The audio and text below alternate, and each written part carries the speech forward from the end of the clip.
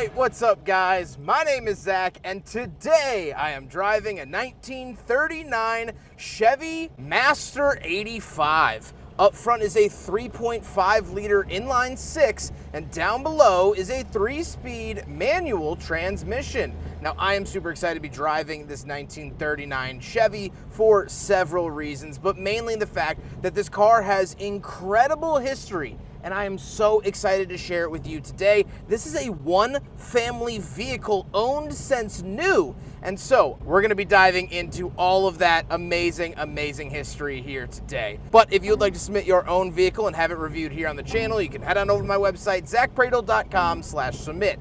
It's a quick and easy submission form. It takes under a minute to fill out and I come out to you. And if you'd like to see all my videos weeks or sometimes months in advance, you can head on over to my Patreon for only $5 a month. But let's get back to that inline six under the hood. That is a 216 cubic inch inline six and was the only engine available during this time. It was used in a lot of vehicles and it was nicknamed the Stove Bolt 6 because it used bolts on the side of the motor from a stove. It's a pretty torquey engine, but it is not high revving in any sort of way. What enthusiasts would always say with this engine is that if you drive it like a gentleman, it'll last forever. So this was not a high performance vehicle. This was not anything to show off on the boulevard, and kind of makes sense as to why hot rods became so popular, because you could go fast and show off on the boulevard with those. This, not so much. It made about 80 some horsepower back in the day, which I'll take. Like I said, paired to it is a 3-speed manual transmission. It is shifted on the column. So watch here in the car, first gear,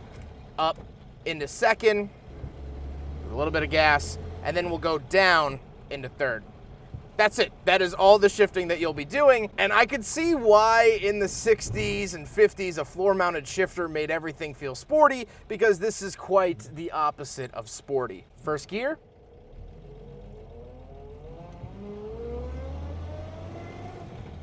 Second.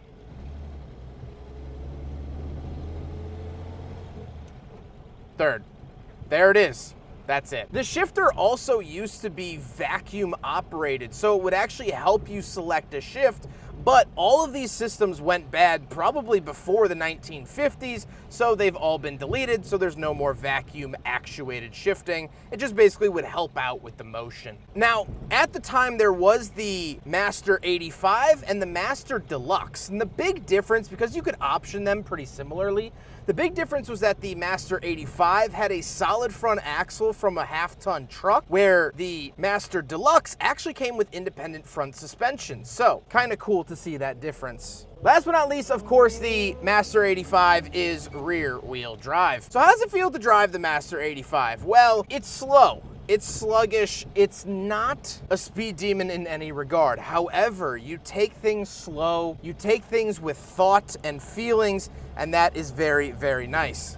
As I mentioned, that engine does not want to rev. It just straight up doesn't. However, again, everything's at a very leisurely pace, and I like that. Visibility is not good because we do have a split front window that really dampens it. Steering is light enough, and ride isn't great. Even for the era, the ride wasn't amazing, but again, has a solid front axle. I should also mention that the transmission is synchronized for second and third gear, but no synchro for first. So with that stuff out of the way, let's talk about the interior. Well, in front of me, I have 5 gauges. Off to the left is my temperature and fuel. In the center is the speedometer that says safety first. And off to the right is my oil pressure and battery. On the steering wheel, you do get 2 different horns. So down below is the town horn, and up top is the country horn. There is aftermarket, quote, air conditioning. It's just a fan. And off to the left is your headlight switch. Moving on to the door, we do have a crank for the vent window, as well as the manual crank for the window. And moving into the center, we get a Chevrolet badge. You could have optioned a radio, but this did not get that option. And down below, we have throttle off to the left, so you kind of pull this out to help with throttle. You have choke off to the right and your ignition switch, and down below you have a big pull for the vent up on top of the hood. This actually helps out quite a bit. All right, so starting the 39 Chevy is relatively simple. You're gonna wanna put the clutch in, but first, turn the key, clutch in, and then we have a starter motor button down here, and you might have to play with the throttle and choke a little bit. So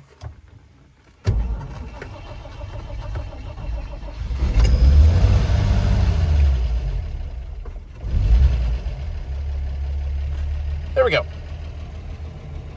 Then we do have a glove box off to the right. The glove box isn't really anything special. However, what's in the glove box is special. Look at all these artifacts. These are from the 1930s and 40s because this has been a one-owner vehicle. This is the current owner's grandfather's car, and he left a bunch of stuff in it. And so this is such a really, really cool time capsule. We don't have any center stack or anything like that. Of course, obviously it's shifted on the columns, so no floor mount there. So of course, that also means that there's no cup holder for the big friggin' bottle test.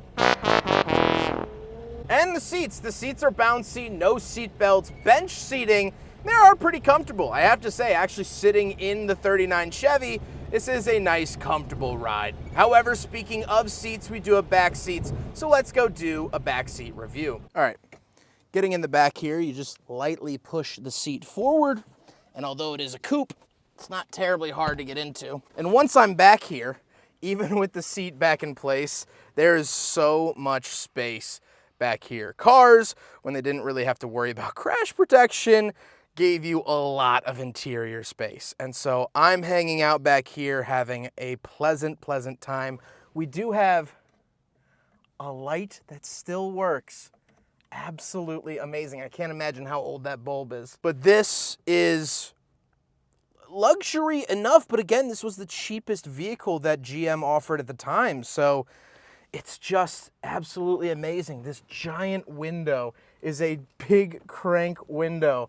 Absolutely love that. The thick glass, the pre-war metal, the smell in here. If you've ever been to a World War II museum, that's how this car smells. I love that. This is just such an unreal, beautiful example and experience. Let's hop into the very back because we do actually have a trunk, which was not 100% a given in this era, and then we'll talk about the looks. As the rain starts falling, we do have a trunk back here. Pull it off to the right like that. That will lock up like that. And then there we go. This is the original toolkit for this vehicle. Absolutely wild. Look at this toolkit. I mean, so cool. This is the original jack for the vehicle. And then this actually operates as a hand crank in case of emergency. Very, very cool to see all of that. Spare tire as well, of course, but there you go. That is the trunk of a 1939 Chevy. What a wonderful experience. Now we gotta talk about the looks. And obviously this car looks awesome. I love the Art Deco styling of this vehicle, but there were several body types that you could get. Now this is the town sedan, but they also had the sports sedan, which did add 2 more doors, kind of opposite of what you would think. They had a station wagon, they had a bunch of different body styles, but this was the town sedan, and I think it works pretty well for this vehicle. It also wouldn't have come on white walls back in the day, however this had them added retrospectively. With all of that being said, let's get on to my final thoughts. What do I think driving this 1939 Chevy? Well, obviously this is such a special experience to show you guys a pre-war vehicle, but not only a pre-war vehicle, a car that actively helped out with the war effort. This was owned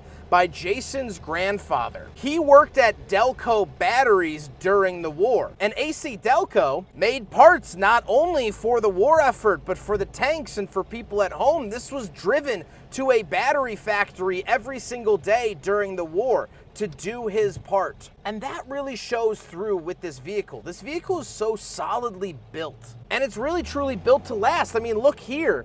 How many years it has survived in its original working order. That is absolutely amazing. All the buttons in here feel solid and dignified. The car itself is presentable and handsome and will run for a long, long time. And interestingly enough, This car, not this exact one, but a car like this, the Master 85, was sent to Japan in total knockdown kits, basically a big Lego set. And Toyota ended up reverse engineering this vehicle to build their Toyota AA. Japan learned how to build cars because of this car, which is ironic because then 40 years later, GM partnered with Toyota so Toyota could teach them how to build cars with the NUMMI plant out in California. We got cars like the Chevy Nova / Corolla or the Matrix / Pontiac Vibe. So this was a symbol of American industry. This was a symbol of when we built things to last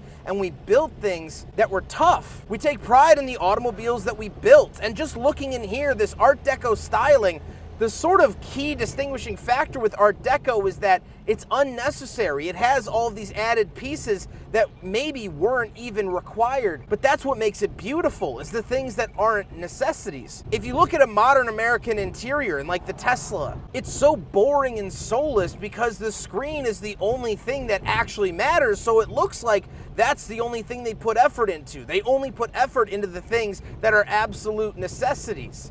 But not this, even though this was a $720 car, brand new. Even though this was the bottom of the barrel when it came to GM's lineup, it still had care, it still had thought, it still had effort put into it. That's what American industry was around the time of World War II. That's what American industry was all the way through the 60s and into the 70s. A stamp of approval that we could give wholeheartedly. This is a car to be proud of. And Jason's family is a family to be proud of. Americans that worked in the industries here in Indiana, that put in the elbow grease, they put in the time, they worked for everything that they had. They weren't given a single dime. And through Jason's grandpa's hard work, he was able to buy this brand new off the lot in the summer of '39. And he drove it until 1960. Where they swapped it out for a Bel Air. This was American pride, and I hope that one day our automobiles can get back to this quality, back to this craftsmanship, and back to this badge of honor, because driving this is a badge of honor. I am proud to be driving this '39 Chevy, and I hope you get a little slice of that while watching this video. I hope you guys enjoyed the video. Huge thank you to Jason for not only letting me borrow his '39 Chevy, I also reviewed his '49 Cadillac last year. He is really truly preserving the automotive industry from this era. He's an awesome, down-to-earth dude, and I appreciate him very, very much. But I hope you guys enjoyed the video. Don't forget to rate the video, comment on the video, and subscribe if you really liked it. Take care, guys.